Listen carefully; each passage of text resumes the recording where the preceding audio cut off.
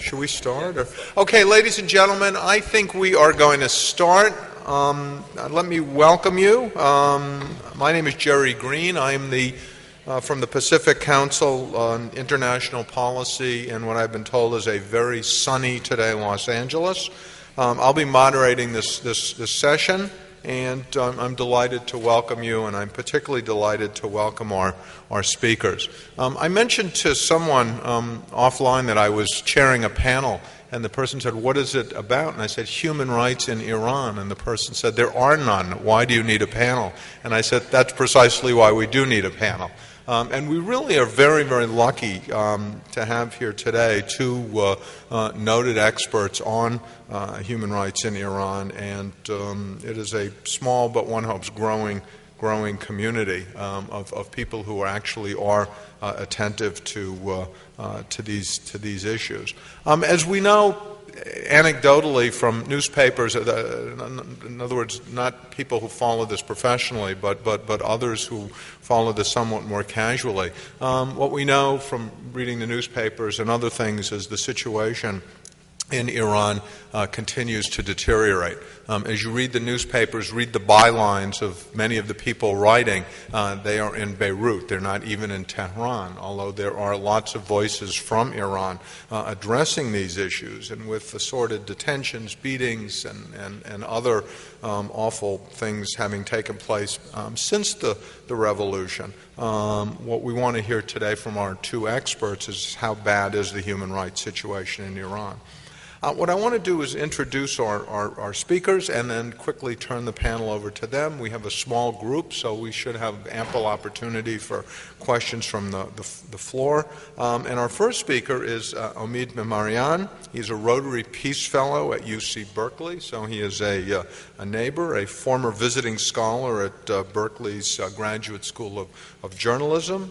He has been blogging in both English and Persian since 2002. And has been a freelance writer for a variety of news organizations. In 2005, he received Human Rights Watch's highest honor for his work as a human rights activist. And what impressed me is, which is not it's in your bios, but not the one I have here, is amongst other things, he is a metallurgical engineer. I don't even know what that is, but it certainly sounds a lot more challenging than what I am, which is merely a political scientist. Our second speaker is Hadi Ghaemi. He's the director of the International Campaign for Human Rights in Iran, and I've asked him if he would tell us something about the organization that he founded and that he directs. I think it would be very valuable for us to learn more about the International Campaign for Human Rights in Iran. In 2008, Dr. Ghaemi, together with a group of other human rights activists, founded this group, and it's one of the leading groups reporting and documenting human rights violations in Iran and building international coalitions in defense of human rights in Iran and elsewhere. During the Iranian Revolution, Amnesty International, the International Commission of Jurists were enormously influential groups in educating people about the predations of the previous regime in Iran, so that the group that Dr. Ghaemi heads is I think the next generation of this effort. Yet again, I am impressed. He has a PhD in physics, so when we say this is not rocket science, for him it's certainly physics, which is important. And before we begin, I just want to say a quick word about our format. Following our speakers' presentations, we'll move to questions. You all know the format with the blue question cards. There are people circulating. They will collect these cards. They will give them to me, and I promise I will be a good steward of your questions, and I will try to get as many of them asked and answered as we possibly can during the time of our presentation. And then finally, leading by example, let us all turn off our cell phones. I forgot to turn mine off, and I'm going to do it right this sec, and I would ask all of us in the room to do it first. Please now join me in welcoming our first speaker, Omid Memarian.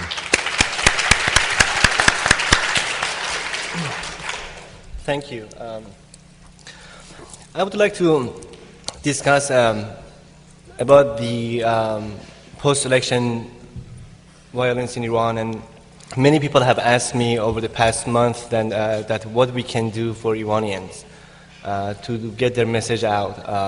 After the election, the Iranian government, they forced foreign print, radio, and TV journalists to leave the country. And it started a brutal, organized, and a premeditated crackdown. They controlled and censored the domestic media and used their gigantic and influential national TV to frame their own version of reality. They thought that they had the capability of creating a narrative which could support their post-election crackdown in order to guarantee Ahmadinejad's second term in office. But as you have seen on your TVs, that what we saw from the post-election Iran was the YouTube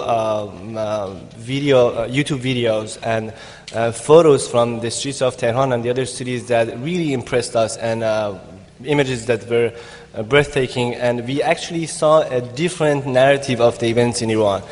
It seems that the government's control on media was not that successful. Just you imagine you've spent millions of dollars to articulate or orchestrate a message, and then a 20-year-old boy on the street capture a video, a one-minute video, and send it on YouTube, and millions of people can see it. I think you remember the video that we all saw, the video that captured the moments after Neda was shot, the 25 years old lady who was participating in one of those protests.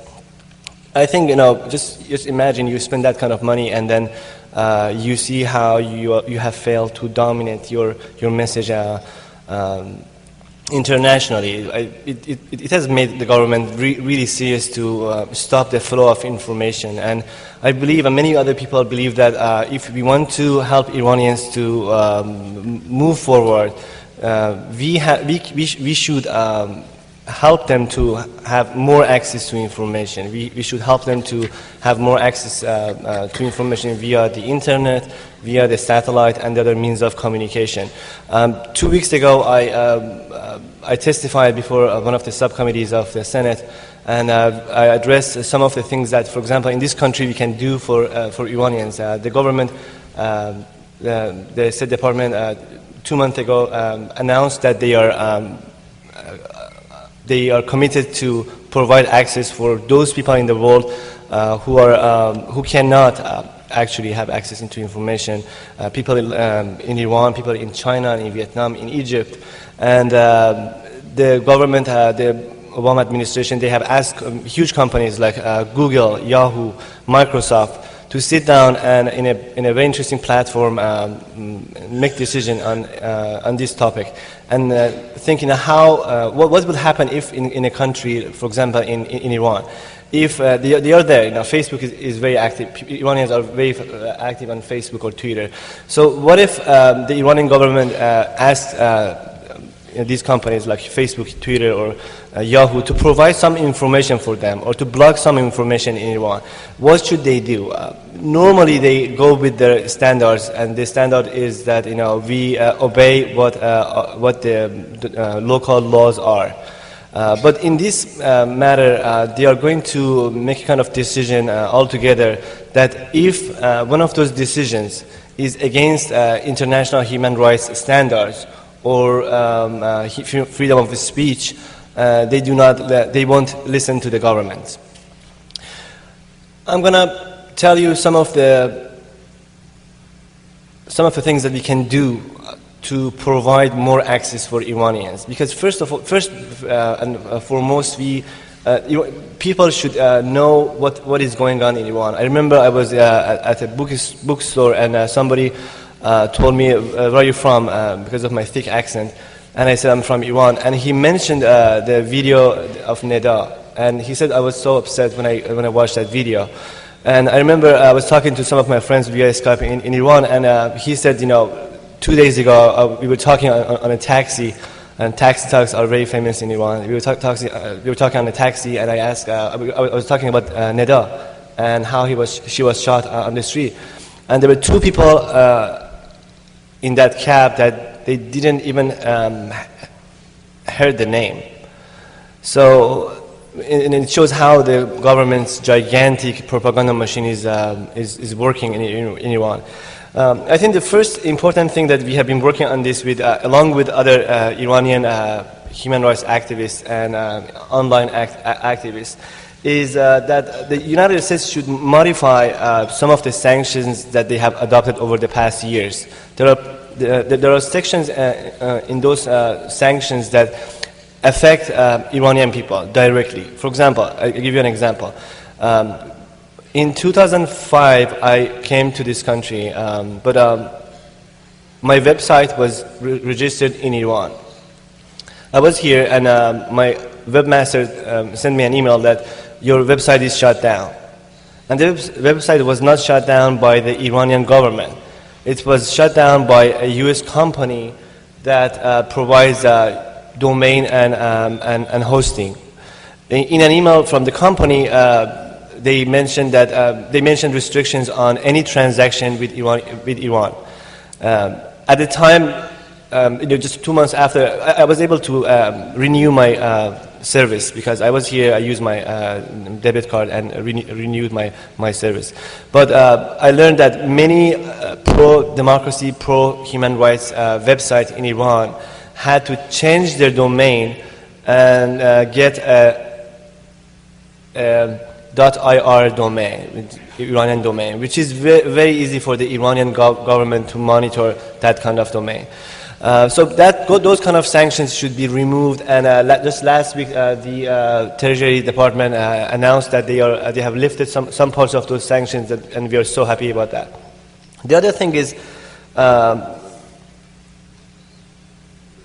anti-jamming for satellite broadcasts. After the election, the government jammed satellite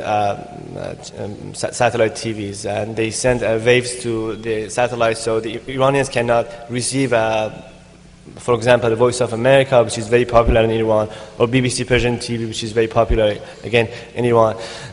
They are jamming the satellites. They are spending millions of dollars on this just to keep their narrative dominant in the Iranian society. We have technologies here that Iranians can, those channels can use, those TV channels can use to fight with that. There are technologies that it makes it impossible for the Iranian government to jam satellite waves. Also, there are technologies here that we can provide Iranians with free internet. The technology for internet access is not cheap, but considering the importance of the internet access in Iran, it is worth investing on this issue. I know of some people who are in Silicon Valley and in this area that are working on projects to make this happen. The other thing is email security. I've been talking to my friends. Many of them, for example, are concerned that Yahoo give the Iranian government their information. And it's not, for example, from the Yahoo company in the US, but for example, Yahoo has a branch in Malaysia, and who knows, how they can have access to that kind of data banks, and those information could be exchanged in some sort of illegal ways. But they are so concerned about email and their emails and chat rooms. There should be a mechanism to make those kind of like emails and chat rooms safe and secure. We have been talking to Google and Yahoo as well, and they are working on this item too. I think this is very important for them. We have on a regular basis. I remember I was after the election, just a day after the election, I joined Human Rights Watch in New York, and we were working on documenting human rights violations in Iran. So I was able to chat with with those who, for example, the families of detainees. I was able to talk to those who were released from detention and get their testimonies. I documented 3 long testimonies from the 3 rape victims that fled Iran. And those information came from chat rooms and emails.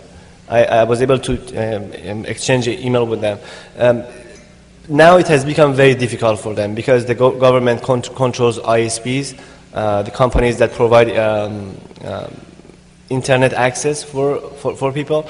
And they're so afraid to send a simple email. And when I talk to my brother in Tehran, he is afraid of saying things on email, on a simple email. So there should be mechanisms to. There are actually the technology is available, but they should make sure that people can have access to that kind of technologies.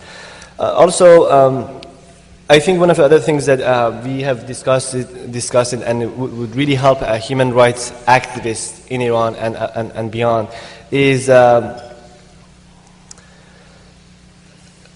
funding,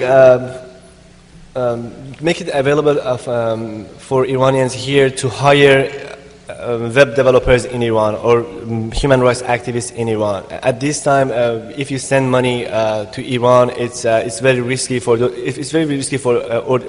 people, for ordinary people like me or organizations to send money to Iran.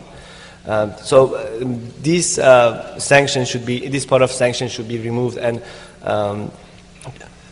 I think the money could be capped to like $10,000 per year to make sure such a solution is not abused for other purposes. But it really helps those who are working in Iran, those who are working here and want to send money to Iran, to make sure that this flow of information is going. The other things, there are other ways to provide secure access for Iranians to have access to internet, which one of them is very technical, but I want to share with you. Giving VPN accounts, virtual private network to human rights activists in Iran. This is a kind of account that the government cannot monitor. So it's very essential for those people who are communicating with us outside the country to have a secure line that they can send information and can exchange information. This technology is available, and I think it's worth it to work on these technologies to make their access, increase their access to internet, and let them, make them feel good when they are sending information out. These are the, I think, major issues that we are dealing with now, and we hope that by working on these suggestions with companies like Yahoo, Google, Skype, and the others, and also the government on the other side, we are so hopeful to make it happen and give them more access and give them more hope that they can send information out of the country safe and secure, and they will not be in danger. The Iranian government has spent millions of dollars. They have adopted the Chinese methods of censorship over the past 2 and 3 years. 2 years ago in Iran, ISPs were not in charge of, were not responsible for the content that people put on the websites, but now they are responsible. So it's very hard even for the private ISPs to let some of the critical blogs continue working. Having said that, I finish my short talk here, and I will be more than happy to answer your questions in regards to access to information and how we can help Iranians to dominate their narrative of the events. What happened after the election is not over.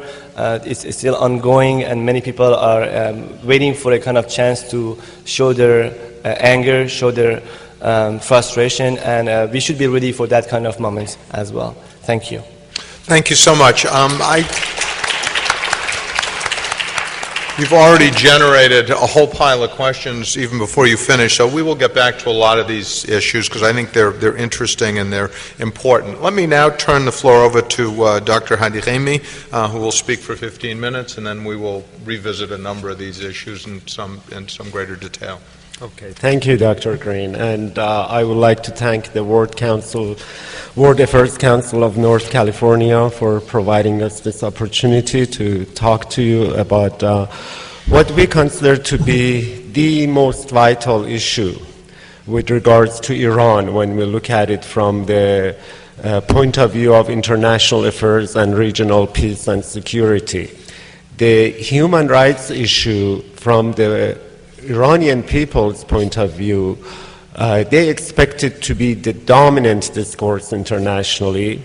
And unfortunately, we have seen that since 2003, the nuclear issue has been what the outside world is most concerned about. And of course, it is legitimate, that concern. It is extremely important.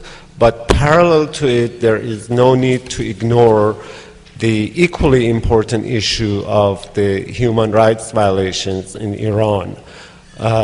We can multitask. Foreign policymakers can multitask. They should not be saying that let's resolve the nuclear issue and the human rights issue is not as urgent, important, or critical to world affairs. Actually, we could perhaps in the Q&A session segment talk about why the outcome of the Iranian people's struggle for their human and civil rights could really determine the future of the region and the stability of the region, depending on its outcome and what kind of government is in Iran and what kind of respects for international human rights law it will observe.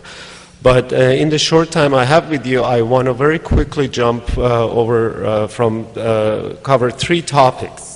One, just tell you about the ongoing human rights crisis in Iran, give you some facts and figures, give you some tangible examples of why it is such a crisis, and it should have the attention of the international mechanisms. The second one, in the second part, I will just go on to tell you a bit about the human rights movement in Iran.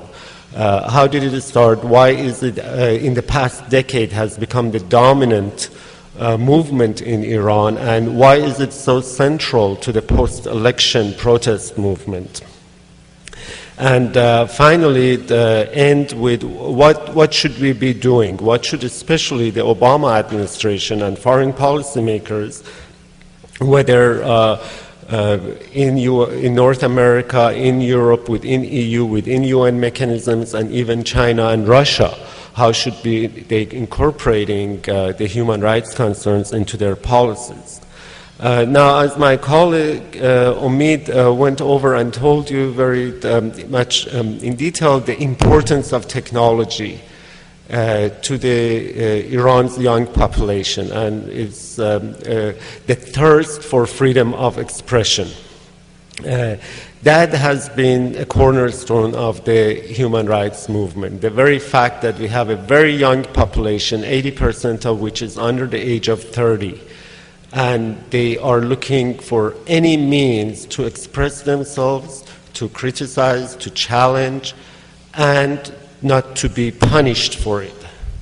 Unfortunately, for many, many years, the Iranian government has been fighting that, and the post-revolutionary government that's been in place since 1979, if it has done one thing extremely professionally and well done, is develop an intelligence ministry that has been extremely effective in shutting down any means of networking and cooperating among activists. Before these elections, when organizations such as ours or Amnesty International or Human Rights Watch would issue a report on the situation in Iran or give a summary of the annual events in Iran, more or less all of them would start with the sentence that the human rights situation in Iran has deteriorated terribly, and would start ringing the alarm bells. Now, how little did we know that that situation would get much, much worse by orders of magnitude after the elections. So let me just tell you what has happened since the June 12th election. We had a disputed election where what it appears to be a large segment of the population doesn't believe in the results of those elections and doesn't believe in Ahmadinejad being the legitimate president of the country. They came out into the streets peacefully to say that the election result should be reevaluated. On June 25th, 3 million people were on the streets of Tehran, and actually they held a silent march, which was quite magnificent. But on the same day, what we saw was the start of killings, shootings, and of course, starting June 12th, mass detentions of people, not on the streets, not only on the streets, but at their homes at midnight. We had hundreds of people, anyone who was anyone.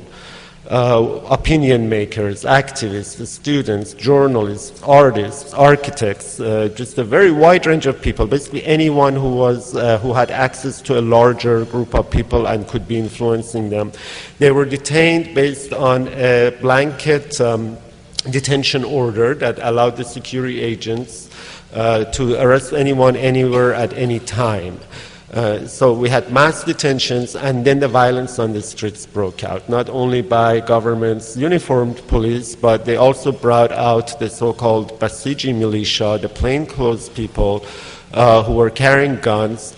And during the July, August, and later on in the fall, many people were killed. We have, the government admits to the range of about 44 people, but we believe well over 80 people, possibly up to 200 people were just killed on the streets. The other tragedy that was taking place was within the prisons that already were pretty much ill-reputed for torture and lack of basic respect for prisoners' rights.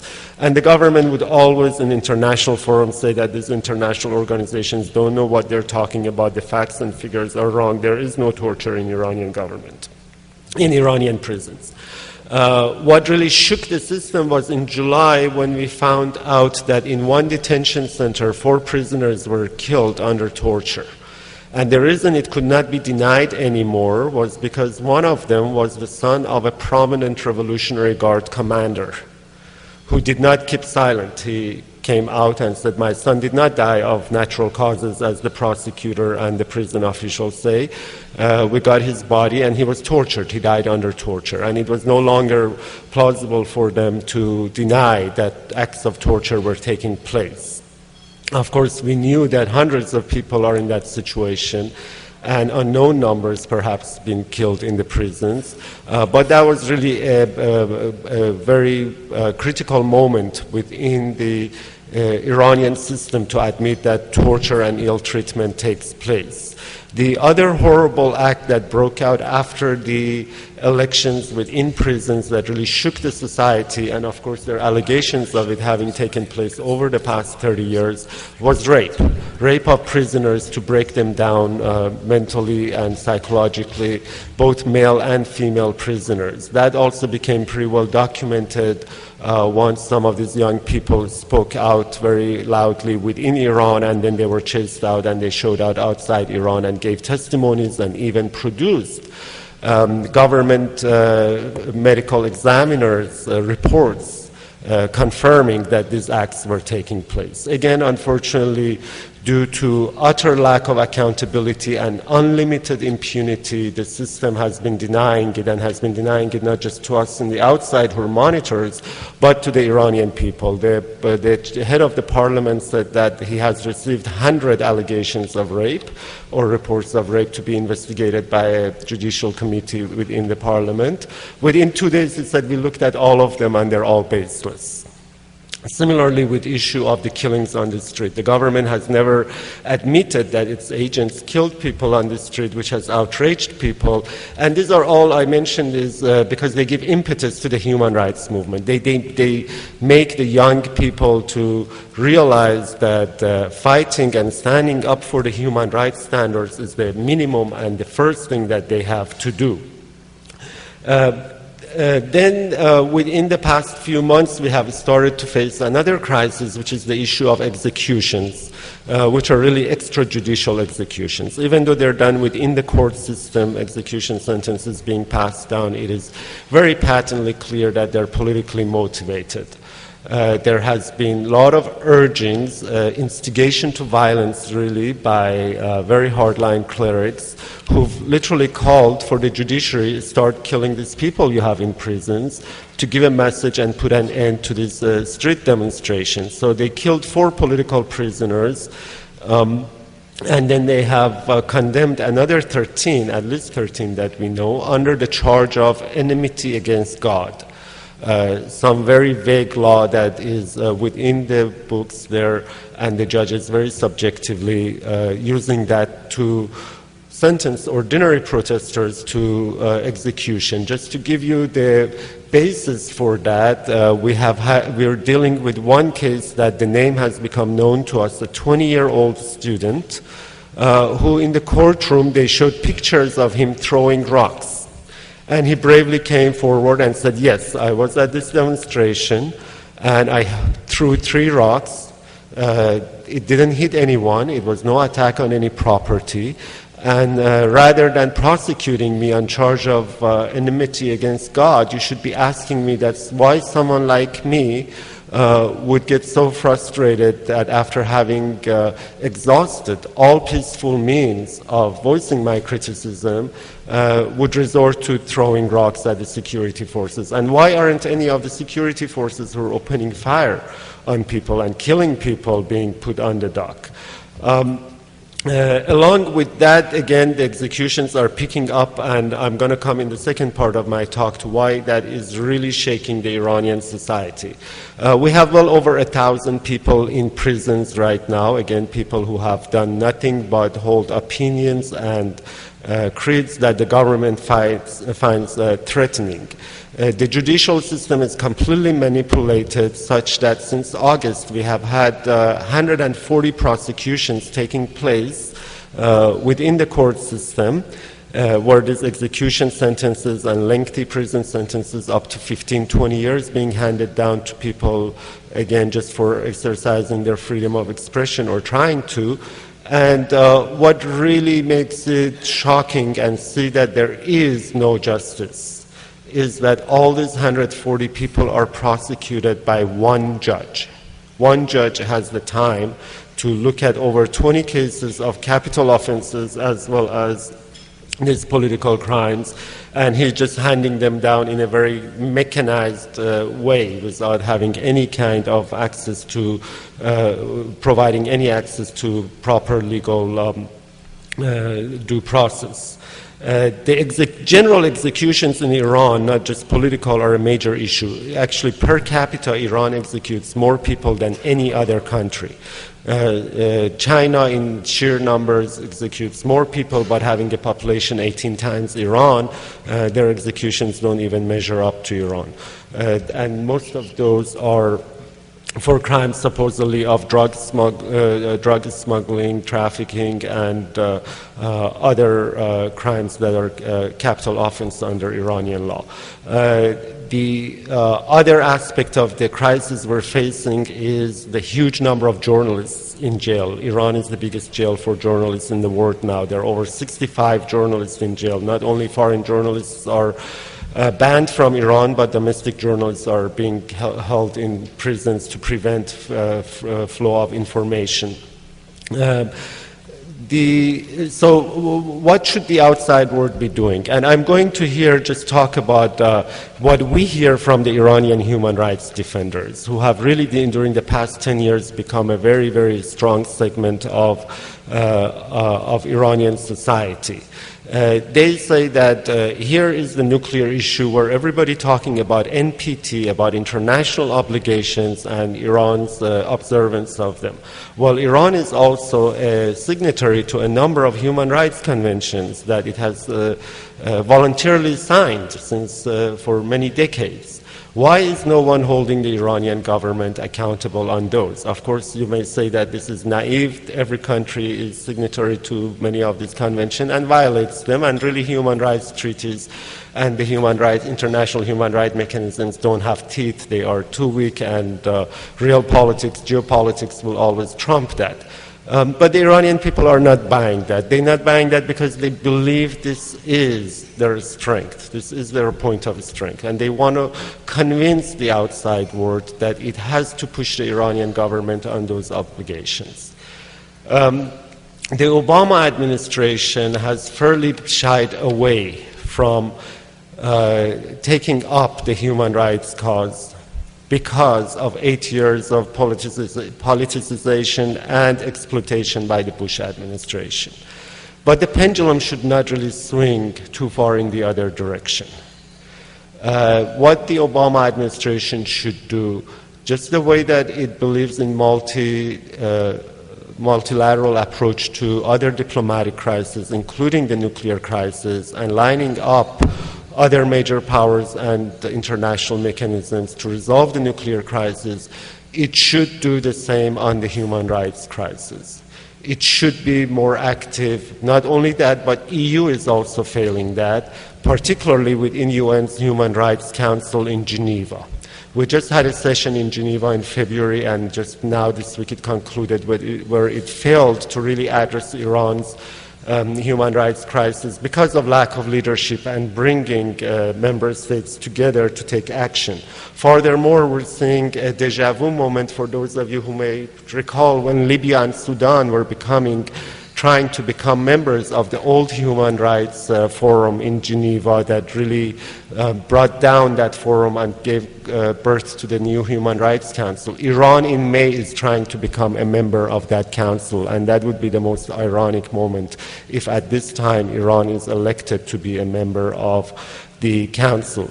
Now, within the broader order of things within this country, we're seeing two extreme approaches toward Iran. One is people calling for war and crippling sanctions, which we believe would be an utter disaster, both for the domestic scene in Iran and for regional stability. And then those people who are arguing Obama's original as a presidential election, his goal of negotiating with Iran and restoring diplomatic ties should go on unfettered without any attention to the post-election events. Both of those are misguided in our belief that any warmongering, any single bullet being fired into Iran would be the biggest gift to the Ahmadinejad government, would result in terrible human rights situation in the country.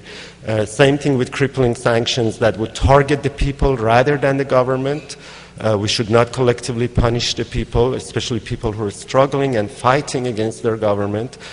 And at the same time having negotiations that ignore the post-election situation and the unsettled reality within Iran is a big mistake too. There should be limited engagement to make sure Iran doesn't develop its nuclear program toward weaponization, and focuses on the human rights crisis based on international law, based on international mechanism, based on a multilateral approach.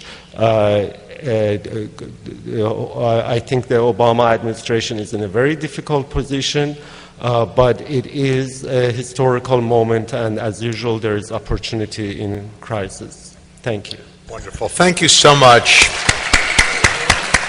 We've got a rich supply of questions here. I want to acknowledge that a number of them are from students at various schools around the Bay Area, which is, and if you didn't know they were student, the questions are all good, and the student ones are particularly, they must be having an Iran part of their curriculum because they're really good. Let me, we had several questions which the World Affairs, and I'll just turn it into one. The World Affairs question is sponsoring trips to Iran. How safe is it for Americans to travel to Iran? So a number of you, I think, are contemplating going.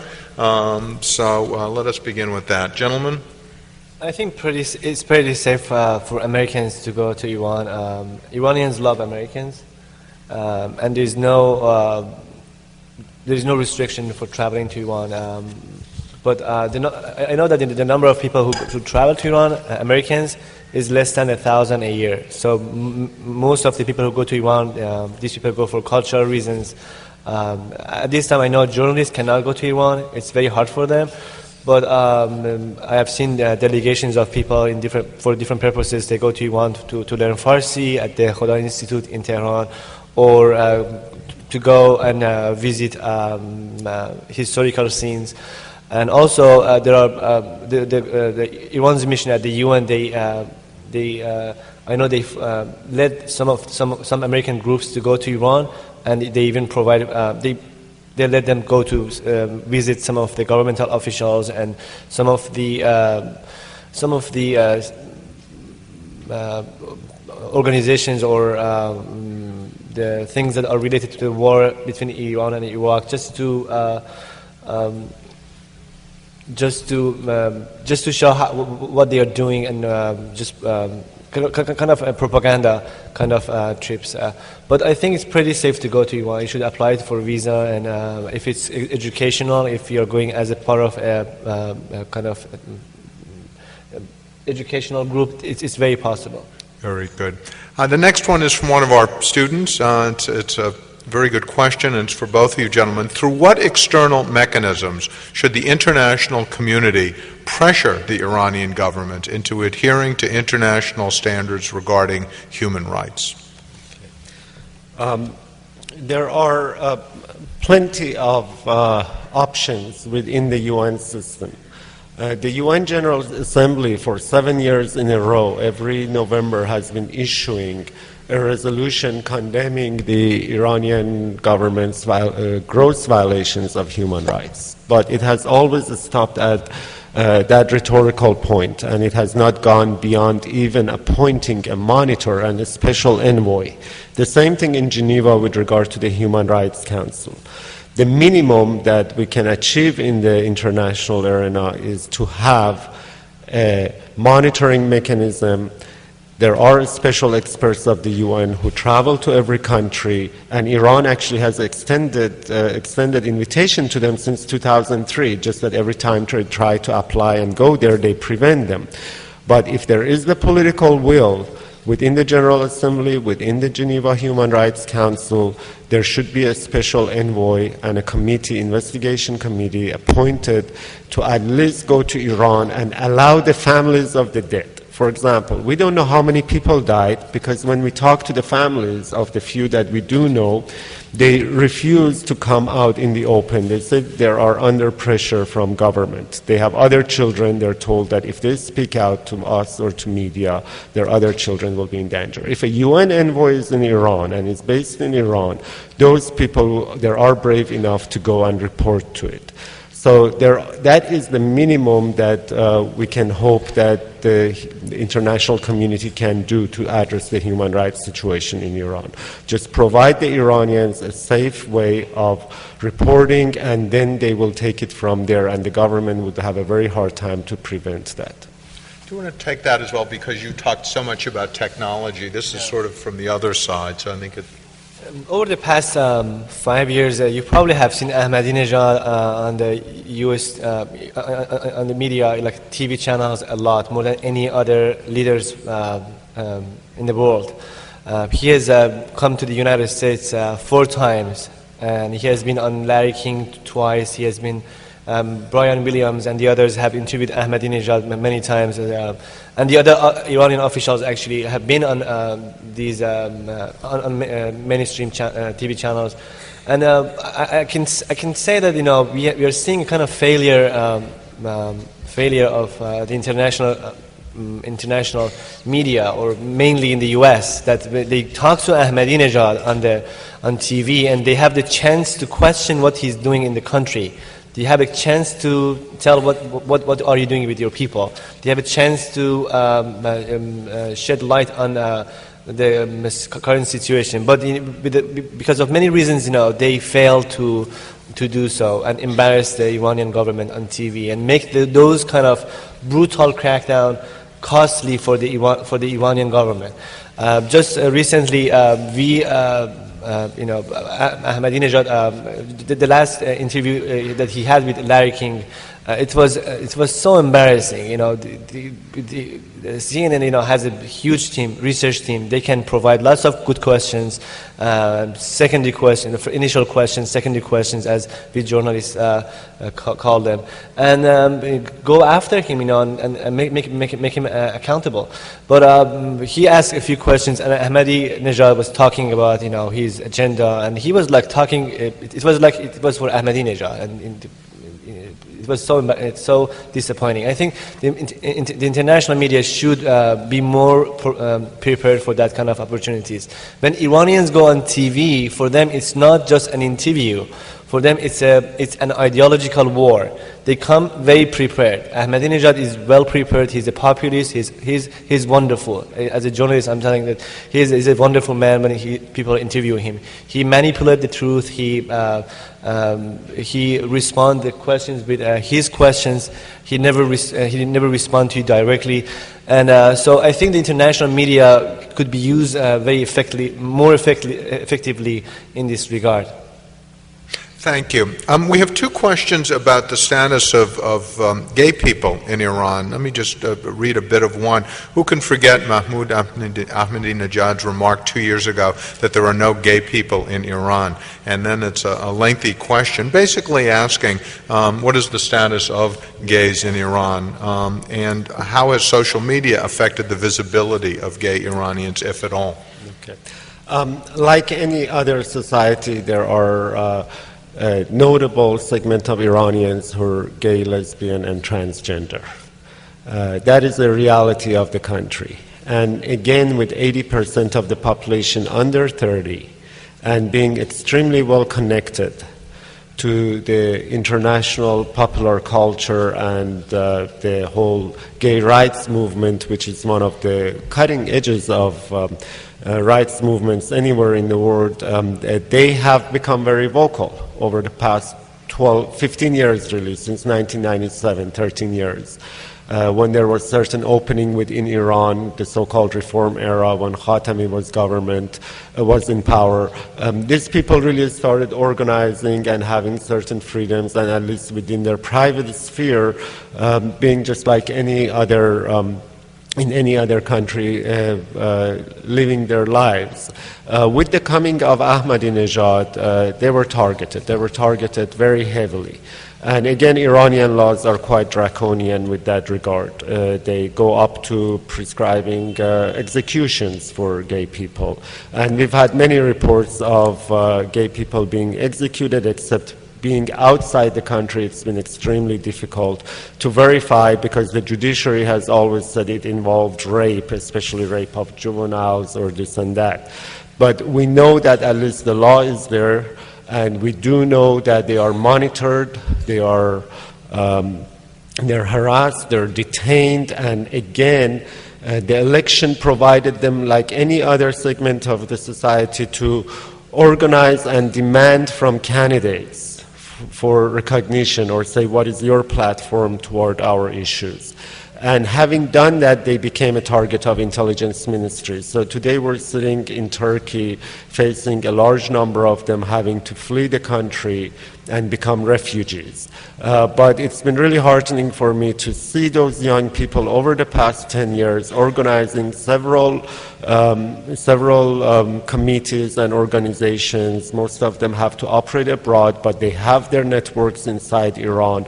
They provide information on health, on their rights, on various things. And I think, again, this young Iranian generation is much more accepting and doesn't have the cultural taboos that their older generations did toward gay people and lesbian people. And it's simply just a reality of Iran that they exist, and I think that together with everyone else, they will continue to fight for their rights. Thank you. Mr. Memarian, this question is for you. My understanding is that you have been jailed in Iran. Do you mind sharing what happened? What was the result?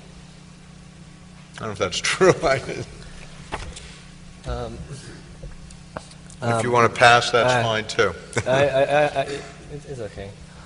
I had the privilege to spend some time in Evin prison for 2 months. That was a very good experience for me. I remember until that time, I never believed that in the Islamic Republic of Iran, in prisons, the authorities torture people. So because I lived there, I used to work there, and I could not believe that those who are, I'm seeing them, on the streets or go to different departments, and people who I used to cover their press conferences, they torture people.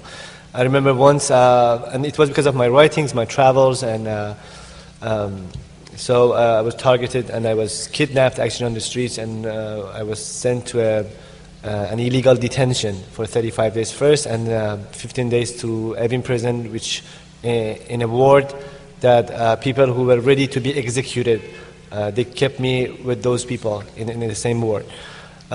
So once I remember I told one of my interrogators that, listen, I always thought that the stories of torture,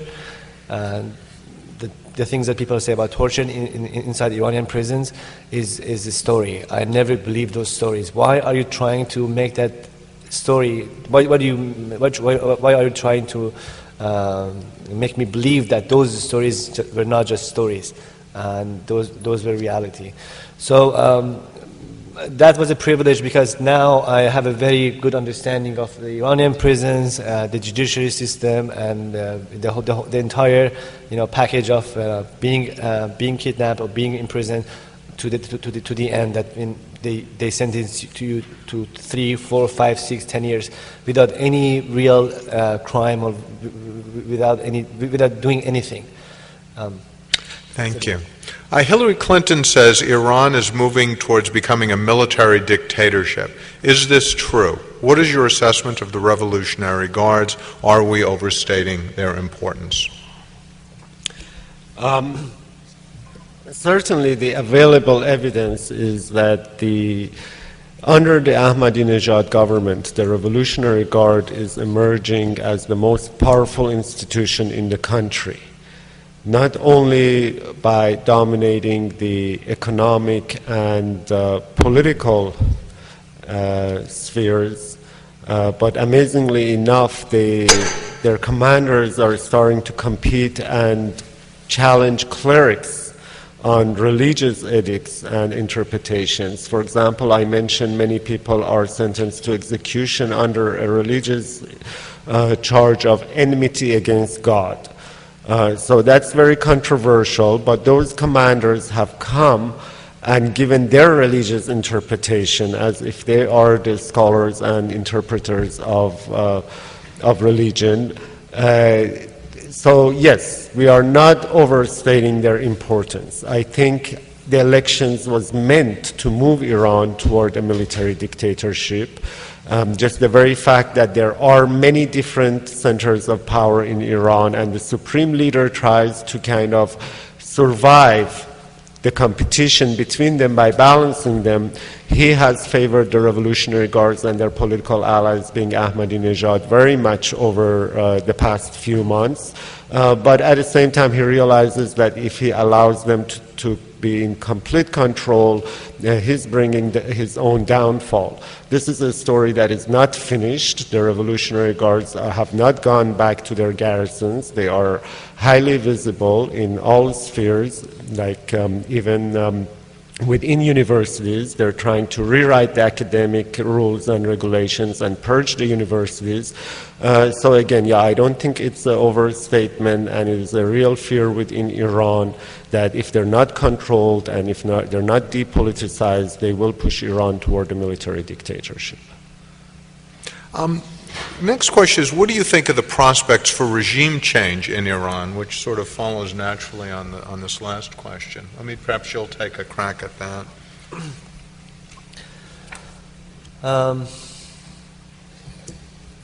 Since I moved here to the United States, I've been thinking about this a lot, and for me, it's not a kind of wise approach that just to think that with a kind of regime change we can bring democracy to a country. We had this experience after the revolution. The revolution's slogan, the major slogan, was freedom and independence. And this freedom never came to the country, and the administration just was replaced by a new dictatorship was replaced with another one. So I think we need to work on the different layers of the society. We should improve the Iranian civil society. We should democracy is a bottom-up kind of process, and even if we be able to change the political system, it doesn't mean tomorrow we will have a kind of democratic system. Because for a democracy, we need democrat people, and to have democrat people, we need to train them, and it should be a part of the culture. We should start from the schools, or houses, and so that takes time. And I'm not very in favor of doing something radical that we cannot predict the future of that kind of change. And to just add a footnote to that, what Mr. Memarian said really is that it's a process that whether it is done, as a culture of democracy, or it is done as a political act in whatever form, it has to be from within the country. To call on the administration, for example, to make regime change, to be the focal point of its policy, or for any external actor to do that, that will never ever work. And there is just always will be natural resistance to anything that's engineered, imposed, or brought up on the people from the outside. So change in Iran is needed. That's what people are struggling for. They would like to come to a point like South Africa, where you literally have a revolution, but it is a peaceful transformation through mechanisms and procedures. The way that apartheid was removed from the South African political system, social, economic system, and really was revolutionary in the way it turned the country around. I think Iranian people would like to see that kind of regime change, which is nonviolent and through a procedure that empowers them to reach their goals. Next question is really a poignant one, and the reason I've selected it is because people will often say, why should we care, those of us living in California, what's happening in Iran? We've got our own problems, unemployment and so forth, and this, I think, provides a good answer. It reflects the sort of fabric of our country, and I'd like one of our speakers to address this. This is from one of our student questioners in the audience. My family members have been detained and questioned temporarily in Tabriz, which is in Azerbaijan, northwest Iran. If we, his close family, cannot even communicate with him to find out what happened because presumably his phones and emails are being monitored, how can the rest of the world learn? In other words, how does the story of what's going on in Iran, which is a local issue for people in this room, how are we to learn about that? I think that's exactly the role that an organization like ours plays. The International Campaign for Human Rights in Iran is founded primarily to bring about this hard to document and verify information to the outside world. We move along three parallel roads, and the most important one is documentation, research, and media advocacy. And for that, I should add that Iran is one of the few countries, along with Myanmar, North Korea, and Cuba, which doesn't allow any human rights organization to operate in the country, such as Amnesty International or Human Rights Watch. But that's the specialty we have developed thanks to the fact that there are many people inside Iran who are seeking that truth and wanting to convey it to the outside world. Omid himself was one of them. When I was a researcher at Human Rights Watch, he was brave enough to contact me and provide me the details of what was happening to him and his colleagues. And he's not alone. For every one of him, there are dozens emerging every day who contact us, and their families, their lawyers, they're just young people who take it upon themselves to go and find this information.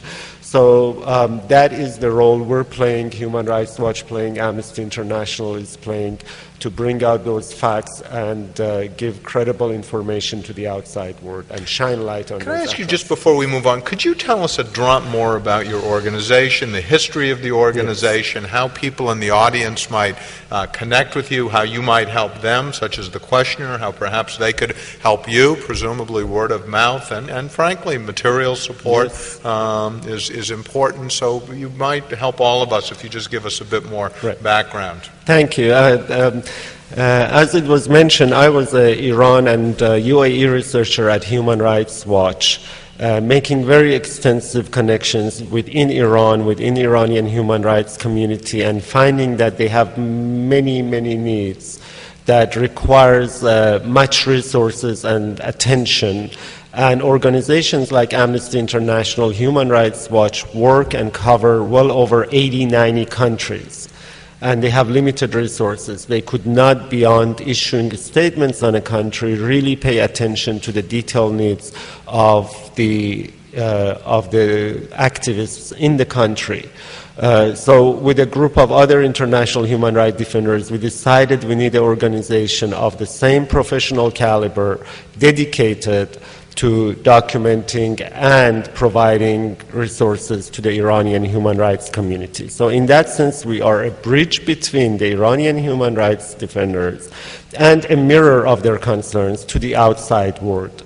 Beside the research and documentation that I mentioned, we also empower them to be within international forums, to see that Iranian government's argument that human rights is a Western value imposed by liberal democracies of Europe and Northern America is actually not true. They have colleagues in Philippines, in Colombia, in Algeria who are fighting for women's rights, who are fighting for labor rights, who are fighting for freedom of expression. So by bringing them out and putting them in those forums, especially where Iranian government representatives are also there, they get to have a voice to say that the reality of Iran is not what you hear from government, but here are non-governmental voices.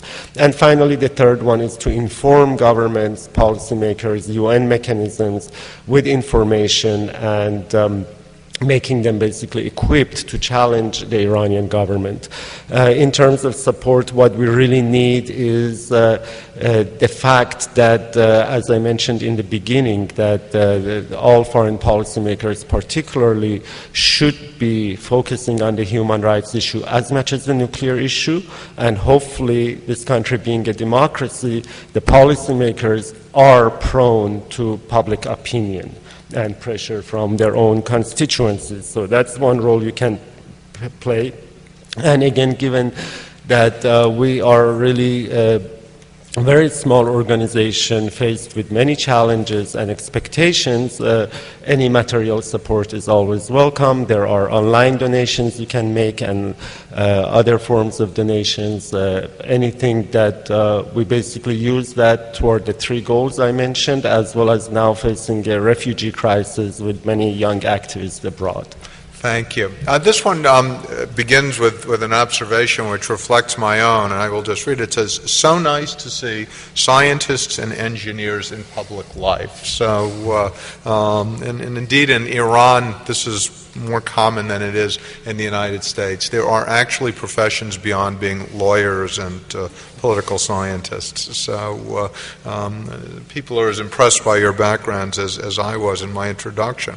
Now the question, which is as good as the observation, are there any significant cultural differences between the United States and Iran that we need to keep in mind when talking about human rights? That is, do Iranians and Americans see human rights the same way? Wonderful question. Gentlemen.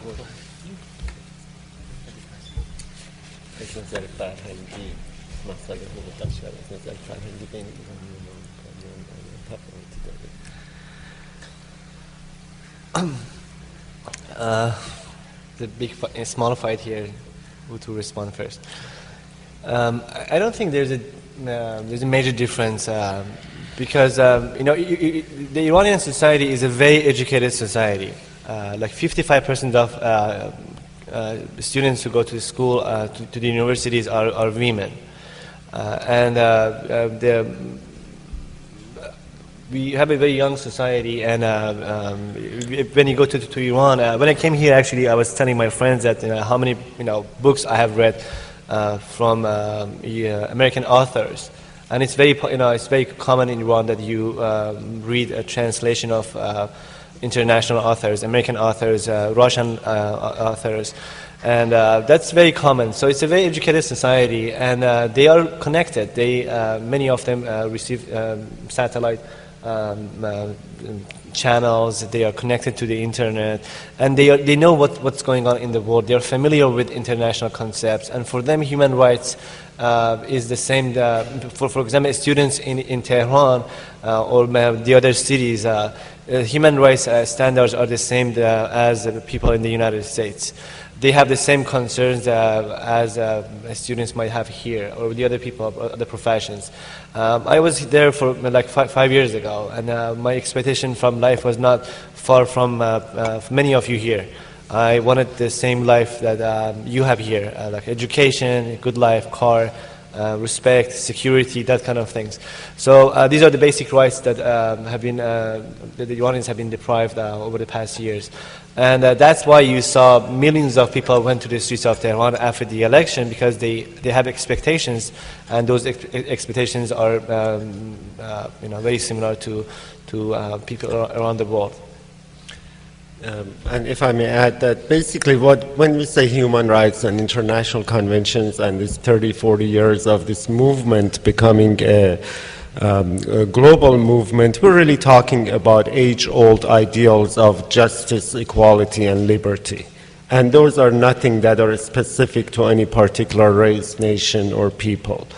The Iranian people indeed have been fighting for those ideals since 1905, when their constitutional revolution was the first modern revolution in the region.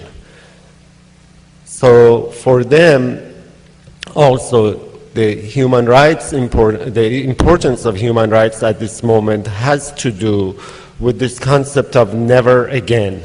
If you know the history of human rights, the international conventions, it came out of World War atrocities. And this reaction that never again let's allow this level of atrocities that took place during the World War II, World War I, and these conventions were meant to prevent that. Iranians have now their own never again moment because of what happened in the 1980s.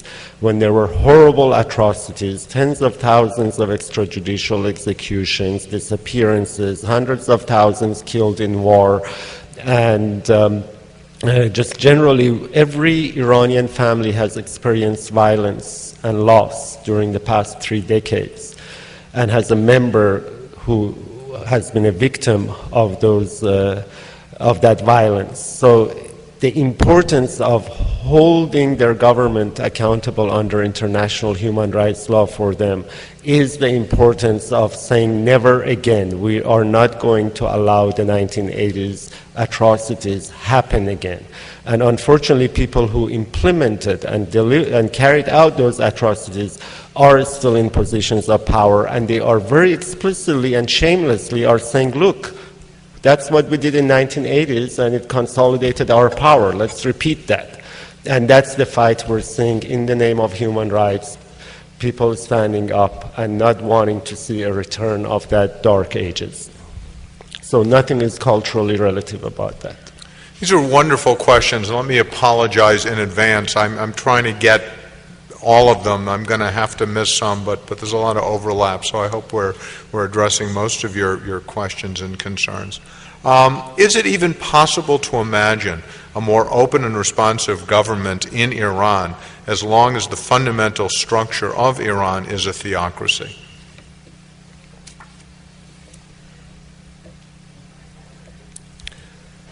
A theocracy really is nothing that is that's well defined. It is a justification for those who hold power and implement it in legislative, executive, and judicial branch. In Iran, the whole concept of Islamic Republic is based on an innovation and really pulling out of the blue concept by Ayatollah Khomeini in 1979. He was challenged at the time and continues to be challenged by other grand ayatollahs and clerics. But the state now is so addicted to power that sees that theological foundation to be essential to it holding power. But if there is enough resistance and call for reform and change, I do not see why this theocracy cannot be malleable and change shape and move on toward a different form of judicial and legislative structure which is not based on these gross violations. So it's just a name, and just like anything else is subject to change. But eventually I think the future of Iran and what the people are looking for is separation of church and state. People are religious in Iran, but more and more are saying that religion is a private affair, and the public affairs should not be subjected to interpretations of religion by a select group who are enforcing it based on their own interests, particularly economic interests. The oil wealth and independence of the government from taxation and its population is very critical in the way it empowers us to carry out repression. But generally, separation of state and church, I think, at the same time being a religious society, are what is being fought over in Iran. Can I add something to this? Please, absolutely. I think if tomorrow we hold a free and fair election in the Middle East, Iran is, I can say Iran is the only country that the government that comes out of that comes out of the election is not a radical fundamentalist Islamist. Iran is more closer to democracy in any country in the Middle East except Israel and Turkey. And there are reasons behind that. We are the only country that after the Islamic Revolution, we have experienced in action what happens when we mix religion and politics. We have experienced that deeply.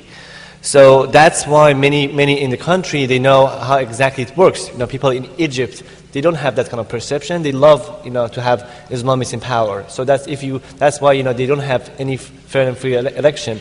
In Saudi Arabia, we cannot have that kind of election because people are thriving for that kind of system. They think Islam can solve their problems. We have experienced that system. We have an Islamic system, and the person who was beating me 5 times a day when I was in detention, he stopped beating me and then go and pray during that treatment. And so what kind of Islam is that you can do such a thing with a human being with no reason and claim that Islam or a kind of Islamic system can solve the problem. So even those who are in power now, as my colleague said, Hadi, even those this is my experience. I worked as a journalist for 8 years. I traveled with officials to different countries, and even those who are in power, I don't think many of them believe in such a thing. They don't believe that it works. Because and it's not working in Iran. So I think in the future, the next generation of politicians in Iran, they will definitely consider what my colleague said. We're on the final stretch, I should say, to these gentlemen, because they're doing all the work. I'm merely reading. So we have about 15 more minutes till we complete our session. I've got my last question ready. This is the summing up question. But we've got time for a few more. What other countries are most similar to Iran with regard to information blocking and human rights abuses? It's really a good question written by a high school student, which those who criticize our educational system need to see more questions like this. Thank you, Mr. Seidel, wherever you are. Great question, gentlemen.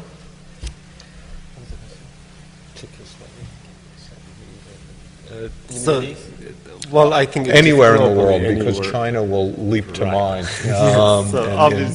But anywhere that you care to talk about. You're both experienced human rights experts beyond Iran. So where else do they block information the way they do in Iran, specifically to undermine human rights efforts?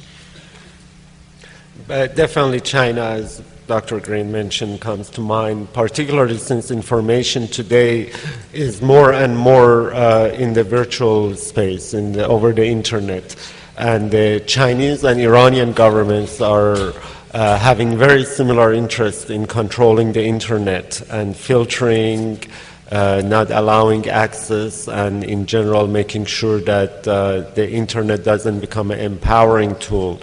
And yet in both countries, activists are coming up with very innovative ways to counter that. China, I think, has been more successful And in general, the Chinese situation is not quite the same as in Iran, because just the economic boom there is, the general population is much more preoccupied with its economic progress, and of course there is a thriving human rights community, but in Iran it is a much more tangible and urgent issue. So you have a much larger percentage of the population caring for freedom of expression, caring for freedom of information.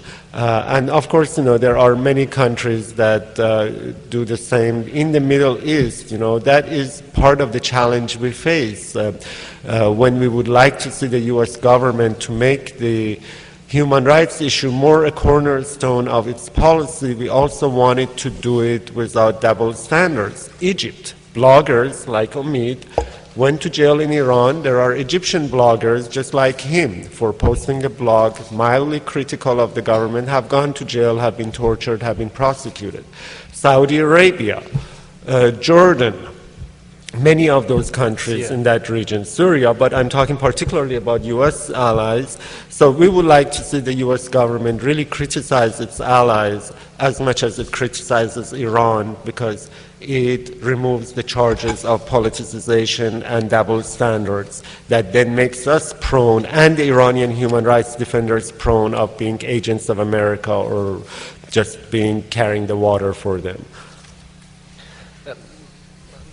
I just want to add one more thing, that it's very important for the U.S. for the Obama administration to understand that morality is power, and the U.S. The United States moral authority has been decreased over the past 8 years, and it's very hard when the United States even wants to go to an African country to, for example, stop a massacre. What is the perception of people, for example, in the region or in the Middle East or in Africa?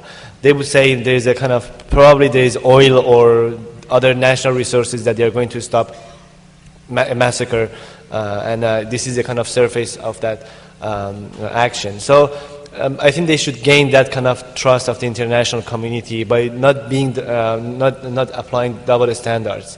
If the United States, for example, is not sensitive about what is happening in Israel, and at the same time pushing in Iran in regards to human rights, if they are not sensitive in what is going on in Egypt, and they push Iran in regards to human rights, so it makes it it's not believable for the people in the region or other part of the world, even in the United States, that the government is honest. And I think that kind of honesty should be gained by the government. This one is addressed to Omid, but I think you both could answer it, and it's an interesting question. It begins, you're a journalist and a blogger, but I'd like you both to take a crack at it. What are some local bloggers in Iran with some credentials that you would recommend? How difficult is it for them to get their message out? And are there sources that people in this room can access directly from within Iran to try and educate themselves on what's going on? Obviously, English language for most of the people in the room.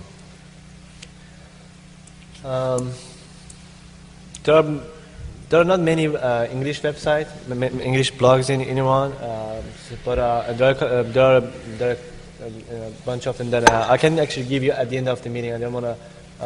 Okay. Whoever asked that. On the record. Okay. So. Okay.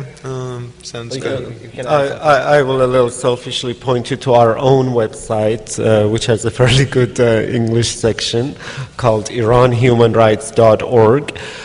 We have a blog there that at least tries to be the most up-to-date and comprehensive reporting of what is happening inside Iran.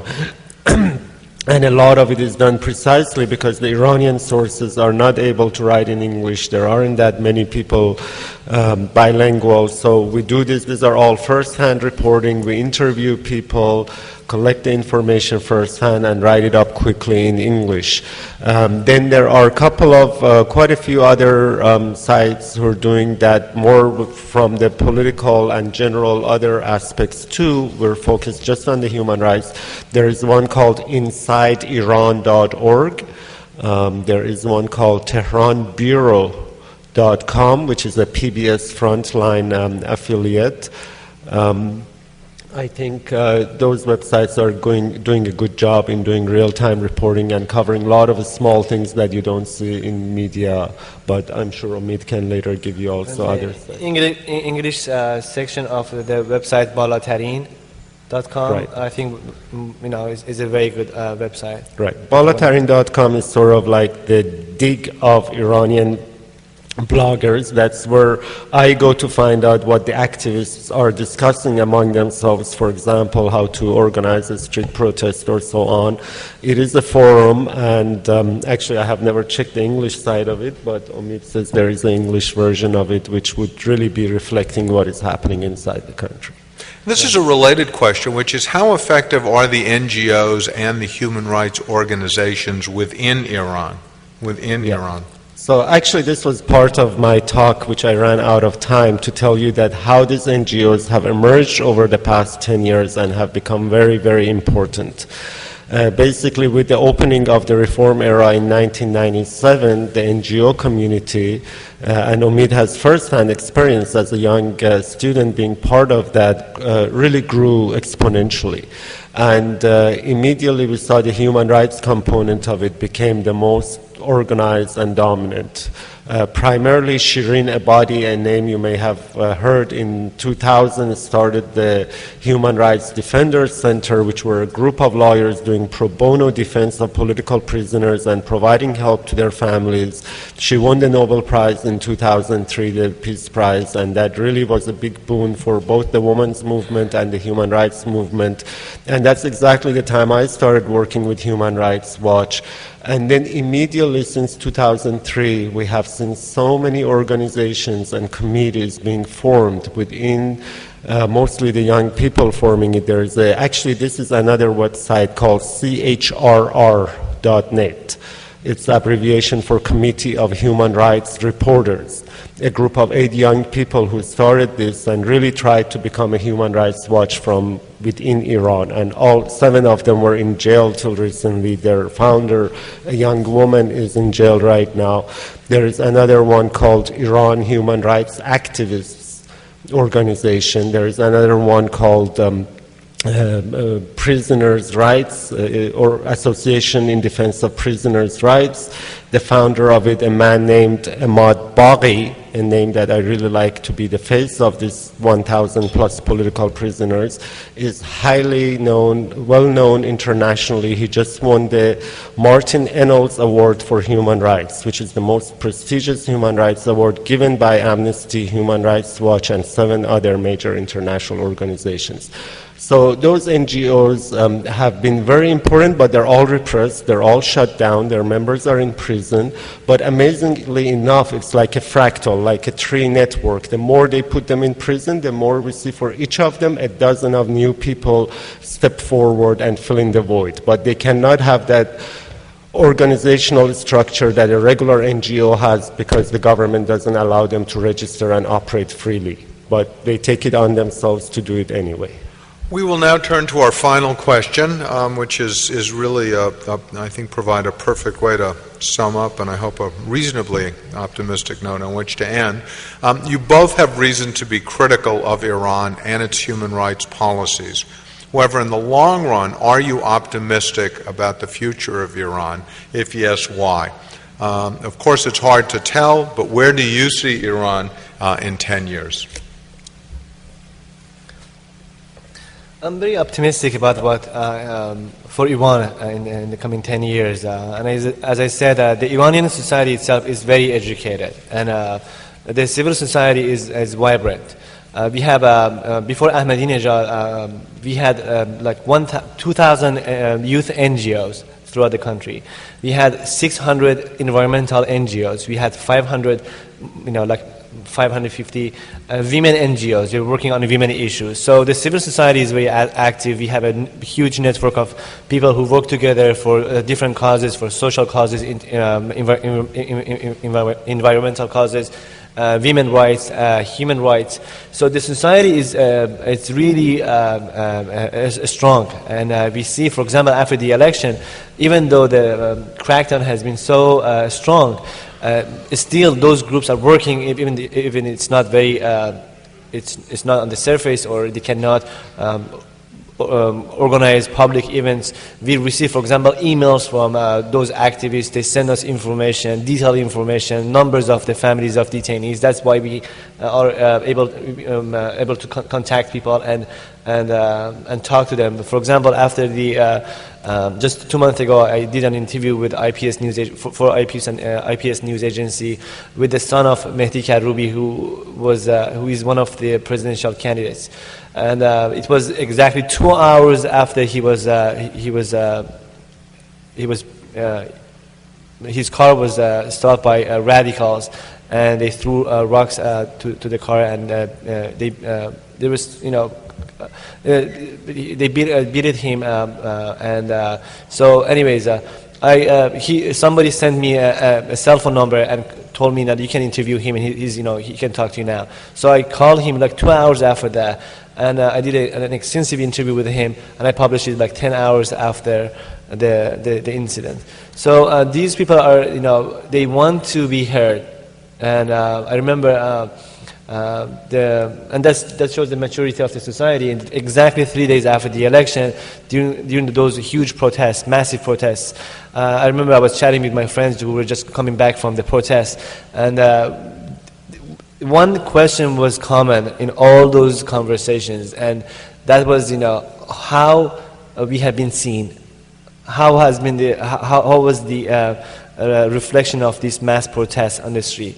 How CNN reported us, and that kind of things.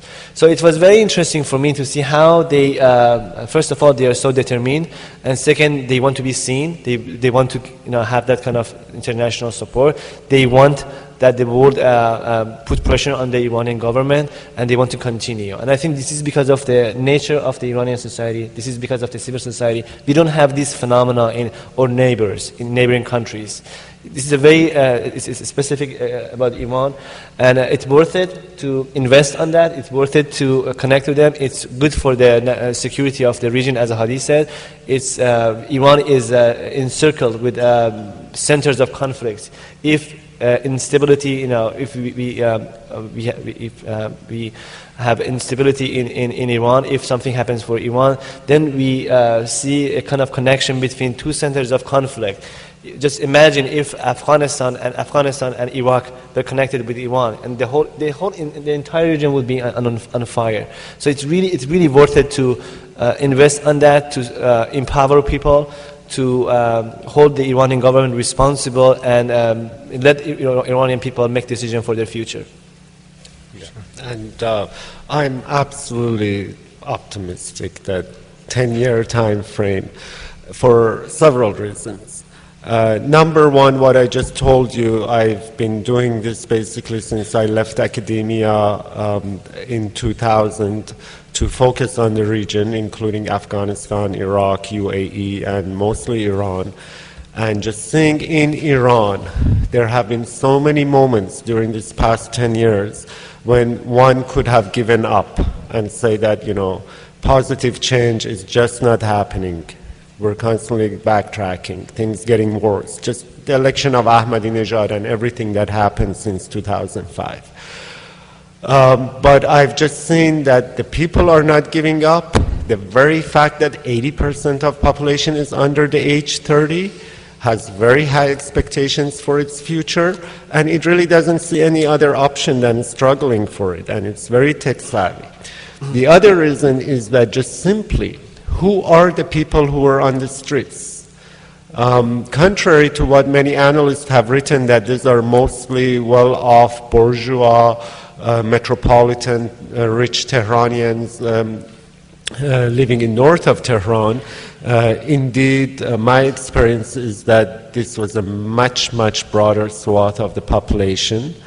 And as I mentioned, the main reason is that the children of the very officials carrying out the repression are the ones who are on the street. I just mentioned the son of the Revolutionary Guard commander who got killed. I have talked to prisoners who recently have come out of Evin who are telling me the son of the Speaker of the Parliament was detained with them on the street. The son of the head of the National Security Committee in the parliament was detained on February 12th.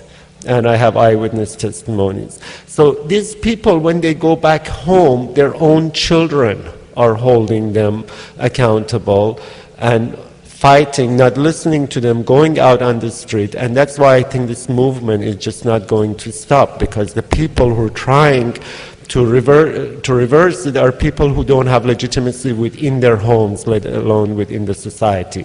In the short term, they have the guns, they have the power.